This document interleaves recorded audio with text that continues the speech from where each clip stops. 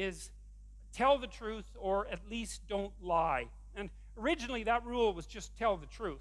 But then I thought about it, which you should do if the rule is tell the truth.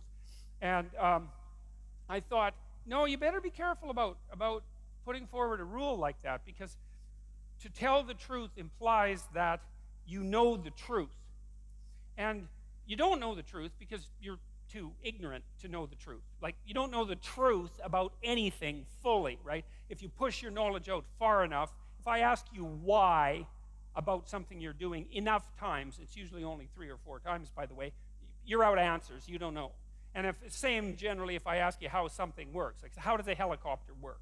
Well, you know, the little whirly things spin and, I don't know, this thing like rock-like entity rises into the air. It's like, really, that's a pretty sad explanation. And you know, that's kind of the level of detail that you have about a lot of things. So, you know, you're pretty ignorant like everyone else. It's just so, well, there's just so many, there's just too many things to know, you know, and they're detailed and difficult. And so you get by with pretty shallow understanding of most things.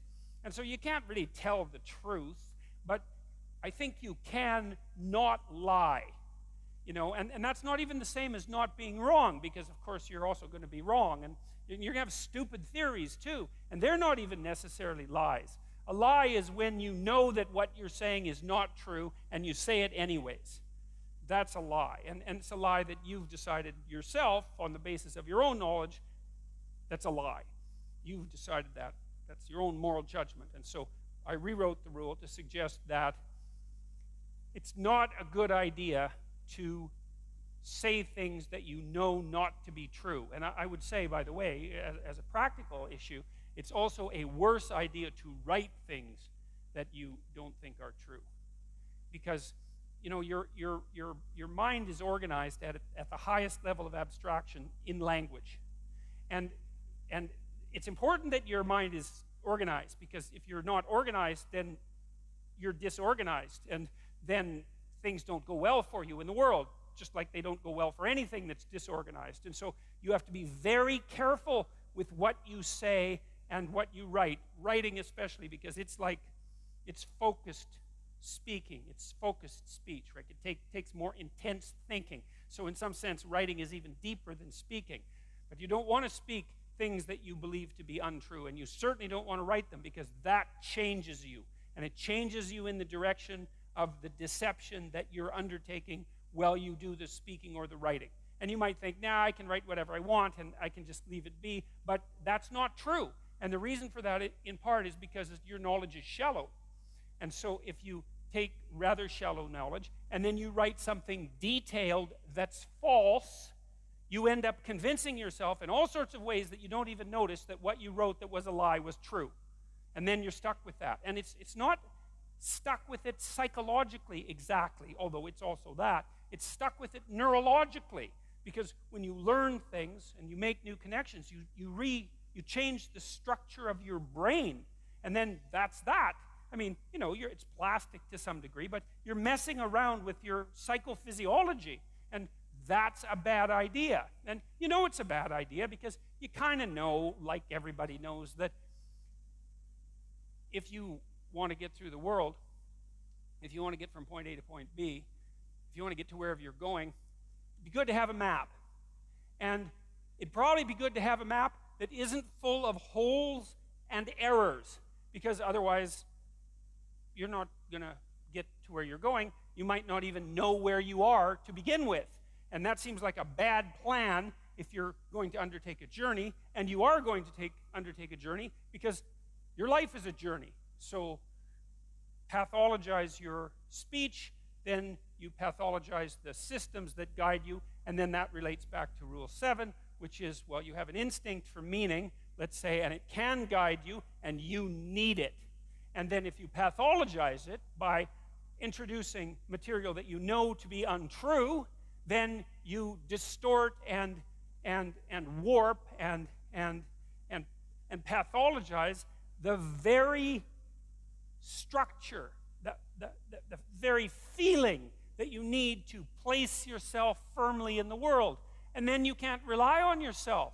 And this is a very bad idea, because you need to rely on yourself, especially in situations of crisis, when you have difficult decisions to make. And it's like, well, it's not obvious whether I should go right or whether I should go left, right? Because there's a lot riding on both decisions, and so you're sweating it out. Or maybe you have 3 or 4 decisions to make at the same time. It's like you can talk to your friends and all that, but you're the guy in the final analysis, man. It comes down to you. And if you can't trust yourself because you've filled yourself up with nonsense, then you'll make the wrong decision. And then, hey, maybe you'll pay for it for the rest of your life. And maybe you'll deserve to as well. And so it's very, you hear now and then university students say, undergraduates, they say, well, I just write what the professor wants to hear, and then I get a good grade. It's like, first of all, most professors aren't that corrupt.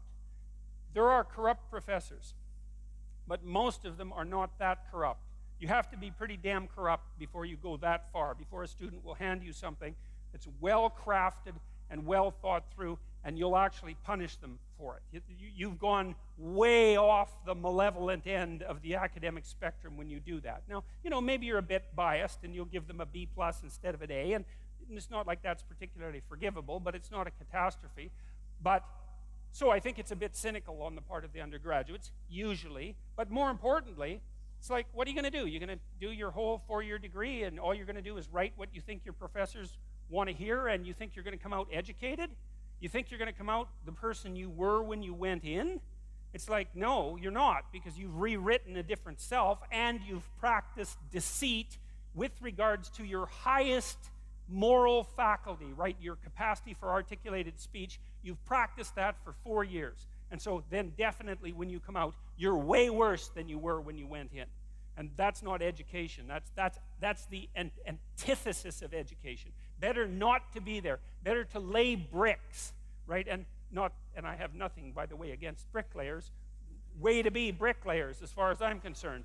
But at least they can lay a straight brick wall and it will stand up, and there's something honest and solid about that. Much better that than to go and produce written material that your soul isn't in. That's what the damn education system is for, insofar as it's not, there to train you professionally. It's to develop you psychologically and spiritually, and to turn you into a citizen, into a competent human being. You compromise that because of expediency, an excuse usually. It's a very bad idea. I would highly recommend against never doing it. And I would say the same thing at work whenever. It's very psychologically dangerous to say things you know not to be true. So, and in part it is because it warps that instinct for meaning. And so you need that instinct for meaning too. So, and we should get this real straight. Why do you need it? Well, you need it because life is really, really difficult, right? I mean, people have a rough time of it. There's plenty of suffering in life, and everyone is going to encounter it, right? You learn this as a clinical psychologist, and you know this generally, unless you're an extraordinarily fortunate person. You don't have to talk to someone for very long and really talk to them and get beneath the surface until you find, there's a tragedy or 2 or 3 or 10 lurking not very far beneath the surface. Someone in the family is very ill. There's a childhood history of extreme pathology, alcoholism somewhere in the family, maybe a touch of insanity. Someone has cancer. Some older relative is dying. There's financial trouble. There's economic trouble. There's marital trouble. It's like life is trouble. And now, that doesn't mean it's all trouble, but man, it's trouble. And sometimes it's a lot of trouble. And sometimes it's so much trouble that you can barely stand it. And you see that because people get depressed and they commit suicide. And the reason they do that is because they think not being is better than being. And that's quite the decision, So, and it's not that uncommon among people who are depressed.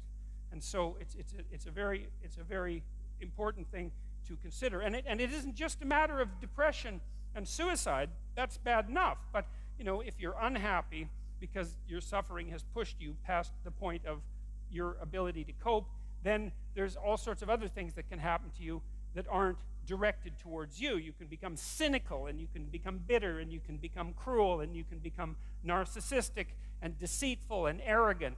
And it's like everything's for you. And then you're out for revenge. That's a nice one. I don't know against who, but maybe everyone.